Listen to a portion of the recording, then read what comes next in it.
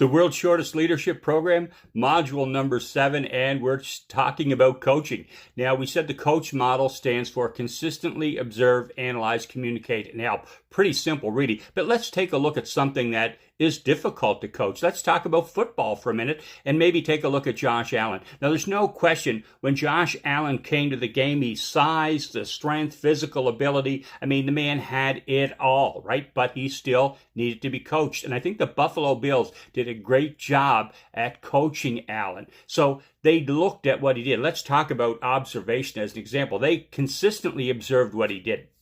They just didn't watch the touchdowns. They watched every throw that the man every time he threw they watched it. They analyzed it. They look at how he held the ball, the distance, the travel time, the speed. I mean, they looked at it all. They analyzed all of those details. They observed them and analyzed them. So you don't coach a quarterback by watching touchdowns. You coach a quarterback by watching the throws in between. That's key. So when you think about how you analyze this stuff, not easy either, right? You got to kind of sit down and analyze it and look at it and say, hey, how can we improve? How do we get to that next level? And I've had clients that were really good at that, right? How do we get to that next level? How do we push it further? So and you look at the positive and the negative. You look at, hey, when those interceptions occurred and why'd that happen, or when a throw went bad. So you're trying to look at the person, you're trying to look at the conditions, you're trying to do a real good job on the analysis side. And if you don't analyze the conditions, then you misdiagnose the performance. And a lot of times that's a mistake we make in the workplace. We don't really analyze the conditions.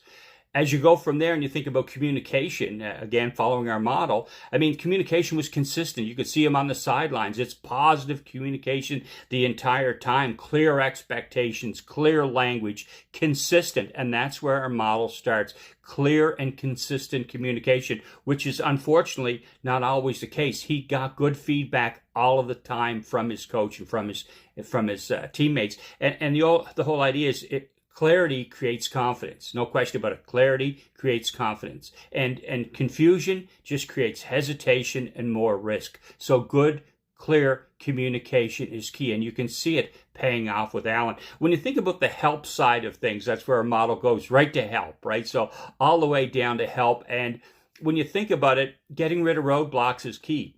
But you have to do all those other things before you can really provide assistance, really provide help. And that takes a lot of work to do. And sometimes we just jump to try to help a person or a team without really considering looking at the task and looking at the conditions and doing our observation well and our analysis. So when you start thinking about help, it reminds me of one of my supervisors I work with.